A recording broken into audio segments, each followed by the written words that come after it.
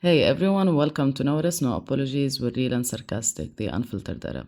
This is where we say things exactly as they are. No filter, no fake smile, and definitely no apologies.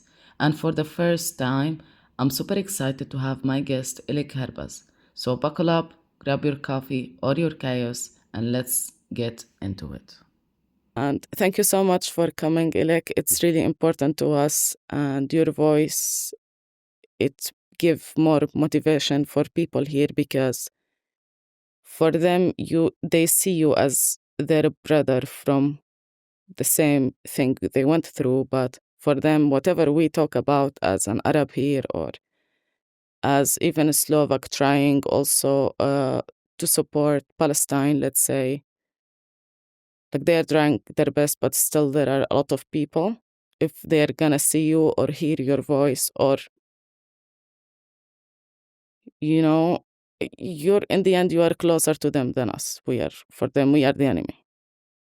So Because I'm white, because I'm Jewish, yes, because yeah.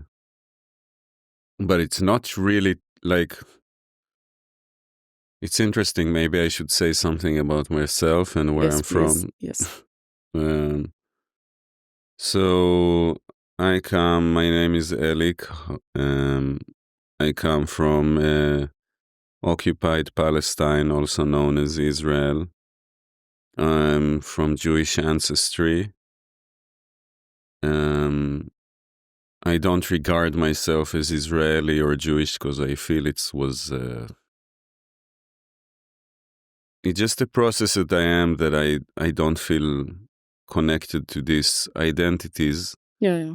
But yeah, but there are some aspects of being Israeli that I cannot reject. I grew up in that society. I speak Hebrew uh, as a mother language.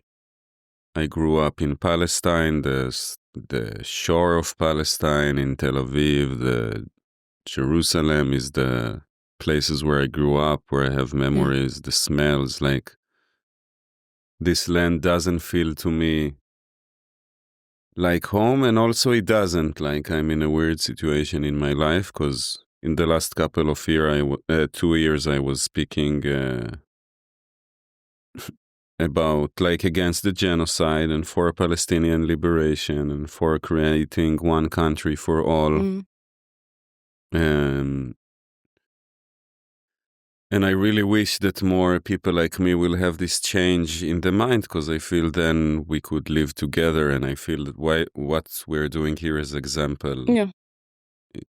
example of that. And so I'm also very thankful that you invited me here to talk to you. And I felt like you were super interesting person to talk to from the first couple of sentences that we met. I was like, this is I feel really interesting connection here. Yes, because it's just when I met you, like when I just saw you at the beginning, I just really had big fear. Uh-huh. But then slowly we start talking. Somehow we understand each other really easily Mm-hmm. because I believe like we felt this kind of connection with talking because we are like deep down, we have kind of one goal in Mm-hmm. life and we both want to achieve it, I think, in the same way. And some kind of energy can make you understand the person in front of you is also feeling like you. Mm-hmm. And you directly feel just so comfortable to talk to the person. Like I didn't see you as an enemy or as anything can hurt me. While I didn't really know a lot about you, but I heard a song of yours that it's saying, uh, my father is supporting genocide and the rest. Mm-hmm. I was like, I'm sure this person, he went through pain. He went through pain to achieve the truth and the thing that they have been hiding for a long time. But also there's something really beautiful about you, about what you were saying. How do you feel towards Palestine and the land? And then, like, I understand that you're just feeling the same thing as the Palestinians. because you count yourself like them without putting religion, without putting the government problems. Like for you, they've been a human being like you. So your eyes got really open because of what you allowed yourself to see, right? Because a lot of people, they don't. And this is the sad part. But for me, like it's supposed to be normalized to not hurt any person. This is supposed to be normalized, but in our time now, everything is the opposite somehow. Why it's the opposite? Why more people are into doing evil instead of doing good?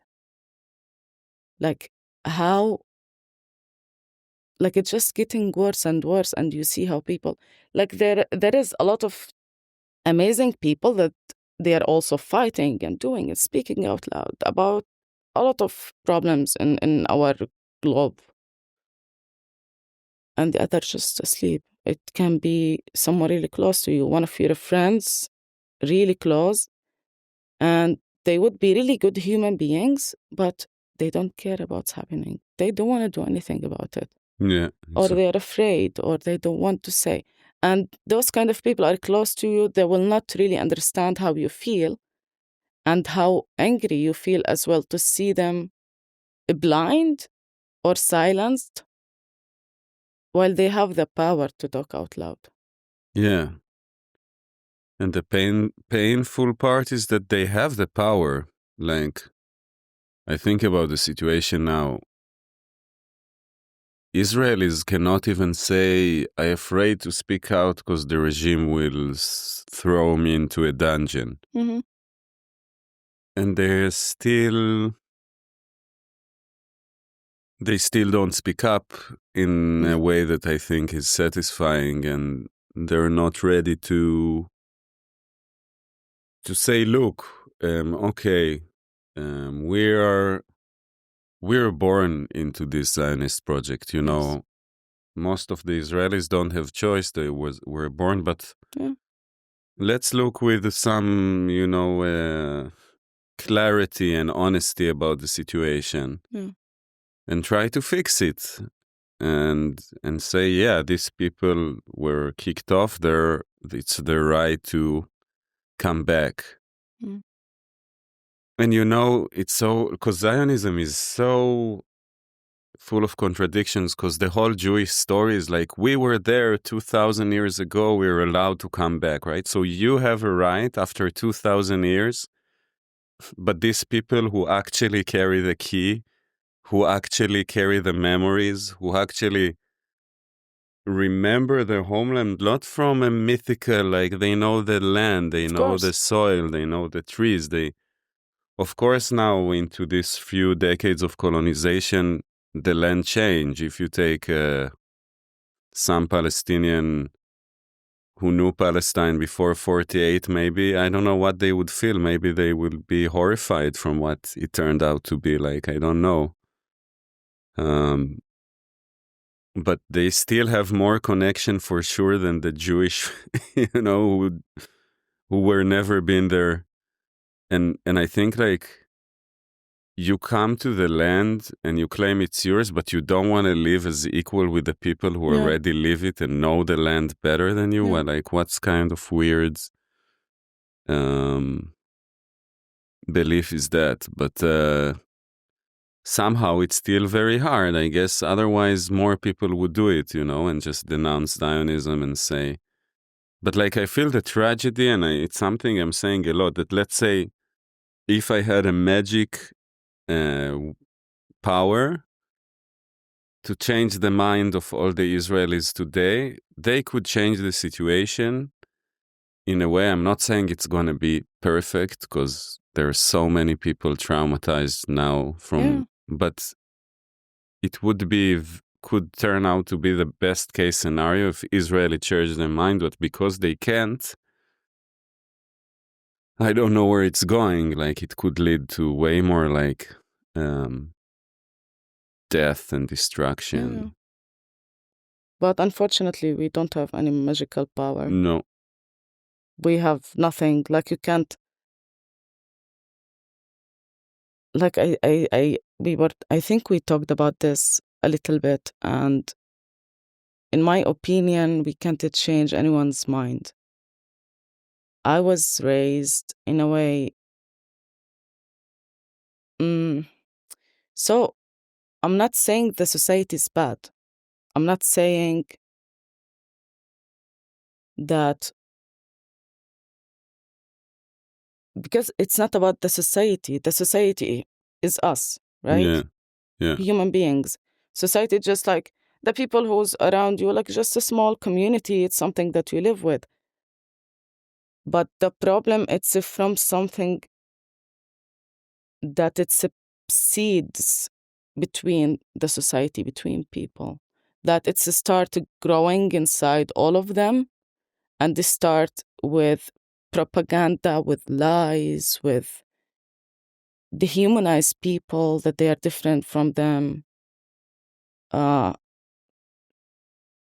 Kids gonna grow up with this hate and anger, and they feel threatened. But from what? From the enemy that your father and mother created for you? What your government told your father and your mother to do this for you? They're creating something in you that it's not Jewish. Yeah. It's not religious, like the God religion, let's say. They believe in a higher, different creature. I don't know what they believe, and this is But the it's sad not. part. Yeah, it's kind of like they stole Judaism and Jewish symbols. And Yeah. They are using everything that it's connected to the good Jews, Yeah. or connected to normal Muslims, or connected to Christians, or connected. They're just using everything. And people, they don't see this. Yeah, I think, but a lot of time, if you want to destroy some belief system on tradition, try to, so you make it like, you turning it into a control system. Yes. And then it's kind of becoming a mechanism of control. It's not, Exactly. and I think like, that's what they're doing with Judaism, and it destroys Judaism. Like the fact that still most of the Jewish world supports Zionism after this genocide is, I don't know how Judaism will heal from this. You know, it will need to take a lot of like religious people who have connection to there are these people and people to reclaim Judaism and say like, this is not that. Like, it's not about taking over land. It's not about colonization. It's not about fascism and nationalism. These things are opposite from. And this is something much, much, much bigger than just fascism, and it's much bigger than it. This is the problem, that no one really can see it. No one really can understand what it is. So what do you think it is about? Like beyond the religion and the fascism and the imperialism and the colonialism, all this stuff, you think there is some... All of this stuff from where they came. All of this movement, all of these kind of people, that they were just killing people, controlling societies and nations. Who created all of them? We created it. Okay. And who are we? It's our collective consciousness. Yeah. But but this is the point, was I alive back then? No. Then why do I feel the pain of the people back then, while I didn't myself exist back then? Like this kind of feelings that you have, it's connected to everything, like even stuff that you did not see in reality, but you know, or you feel who's the wrong side in it. You know, and then you can connect them all together. All these kind of people who start all of these kind of wars and genocide everywhere, and using their lands, their gold, using slavery everywhere, literally eating their lands, and then just we don't know all of this, where it's going. all of this stuff, okay, they're stealing it there, but where is it going? There is a place for it that we don't know. Like where the power where the power lies, you mean, or where the... It's like, I believe there is... Okay, so we are all connected, and this is all of us, we know it. And we are all connected to one identity. Like, from where would they learn this kind of actions, these kind of bad actions, like what they are doing, like the genocide thing, like how, just like logically, how a human being, even if you went to the worst psycho in the world that just raping and killing women everywhere for no reason, they're worse than him. Yeah. You know, to that much. Yeah, it got to a levels of evils that we that we can't understand. I feel I cannot understand it. But then I see who are deciding it and who are doing it is like, it's people, you know? It's people who obey people, who obey people, who obey people. And then at the end comes down to people that I meet on the street. Yeah. And I see that they are humans. And you saying that there is something that is not human controlling this thing, and you can take it to, you know, more believing in spirits thing, but you can also say it's an idea in people's mind that makes them be like this. It's like some entity that is not material, but it's an idea, and you can, you know, it's like when you go to, let's say, indigenous people in South America, and people go through a shaman healer, and he says you have a bad spirit inside of you. Yeah. So you can say it's a symbol for bad stuff that is not, or you can say it's a real spirit, but it doesn't matter that much. Yeah. It's this thing that is non-material, but it controls people's minds, and it makes them believe that they have to go and slaughter, or it's okay that you go on a plane and bomb people. Yes, of course. And what is this thing? I don't know what is this thing. I know for me, as a person who refers to himself as anarchist, it's because I see that it's this belief that we have to obey this order, for example. Yeah. And that I don't have the ability to differ right from wrong, so I can completely numb myself and turn myself into a tools in the hands of somebody else. Yes. Like, this is because if there is right and wrong, it can only be figured out by people trusting their own conscience. Yeah. It doesn't work with an authority figure telling you what to do. It's like you have to choose. It's either you choose being moral human being, or you chose to follow somebody who tells you what to do, but it doesn't go together. Yes. So for me, for example, this structure of like authority is a big reason of why people are following, you know, this evil. But I don't know, maybe you see other stuff as well. Like, because you see, you know, when I grew up learning about what the Germans did to the Jews. Yeah. And they always told us like it was Germans were normal people. And now I see that this genocide, I also see Israelis are normal people who, when they go back from their military service, they can be nice to their neighbors. Okay, but it's different. Why is it? Okay, why is it different? You can't see Germany like as it was in Palestine, because whoever in Germany, there were people in Germany living in Germany, right? But in Palestine, they were welcomed to the land, right? So they came from other land. Mm-hmm. So they didn't even live in the land to start acting that way even. They have no connection, like even as a human connection to the land. They don't have it because it's not their land to have this connection with the land. And then they start killing. directly, like they've been welcomed, but not all of them, of course, because the first people who went, they were just Jewish running away from the war. Yeah. But then the Israeli came and they started playing with, like, threatening. I think it wouldn't go otherwise, because you're coming from death. I don't think you would really kill people the same way that you got killed. Yeah, the people who were making it going were like, people who made deals with Britain and with Jewish billionaires. It's not like refugees who's running. Yeah. It's totally different. Israeli is like Zionism is something. Israel and Zionism, it's the same thing they created and they're using. Jewish people, it's something else. It's totally something else. Like, I was raised to never connect Jewish people to Israeli people. Mm-hmm.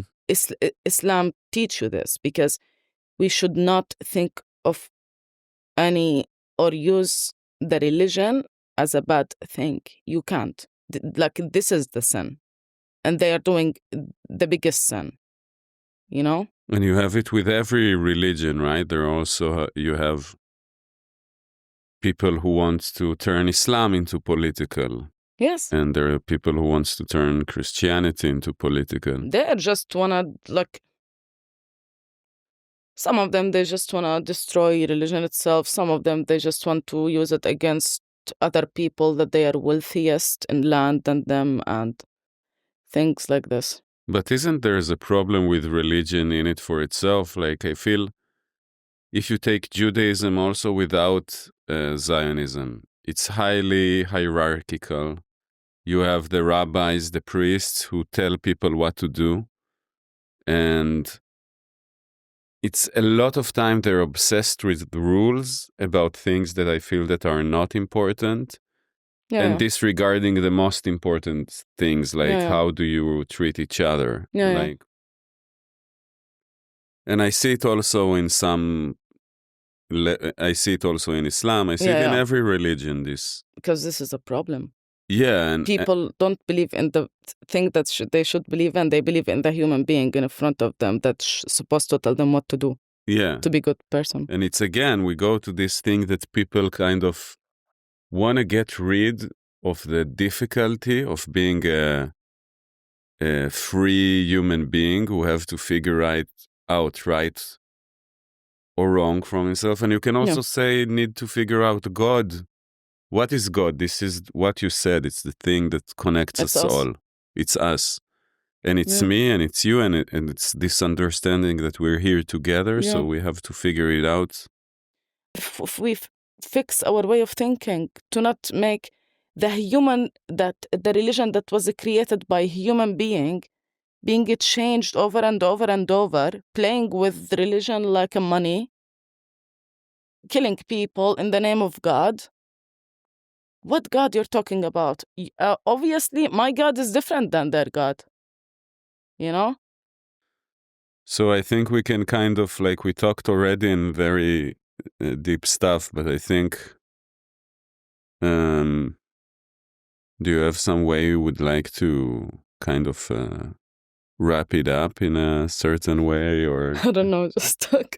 It's actually like, it's endless conversation. Yeah, so like it's amazing. Like, I wish I could just keep sitting here and discussing how we were raised, because I want to understand how you were raised, how your brain started changing against opening your eyes, the same as me, how I was raised. I used to hate religion. I really used to hate it. I was traumatized for a long time in my life. By religion. By religion, but by the religion that people created. Yeah. Not the real good religion, that it's just about being good human being. But then I start learning it myself after I was really traumatized by it. But the way I see it, that you don't, even though you're against this religion that use violence and hierarchy, but you don't completely disregard Islam and Judaism. No. Like, you accept them also as some core teaching is true. No, like, like this is what I'm saying, all religion and non-religion, Uh-huh. like the Mayas, Mhm. you know, the old nations, they had also belief and ethics. It was called religion, the same. But from where they brought this goodness that that they called it religion. It didn't have a name didn't have the name as religion. So the core of No? religion is kind of an ethical rule in a way. Yes. It's kind of the good sense of you. Yeah. And our shared sense of like one that we're connected, and Yes. that's why we have to take care of each other and ourselves. And you're supposed to always do good. So it's like you're charging yourself with some kind of good energy. Mm-hmm. And when you start doing bad, it's the same like when you start smoking. So first cigarette, you just feel, okay, I don't like it because it's harming you, right? Yeah. Then second cigarette, oh, but like somehow it tastes good. This kind of thing tastes good. And then you continue and you find yourself, you're losing I'm your losing health. to this It's thing. just the same. Yeah. And then you will not care about anything or anyone else.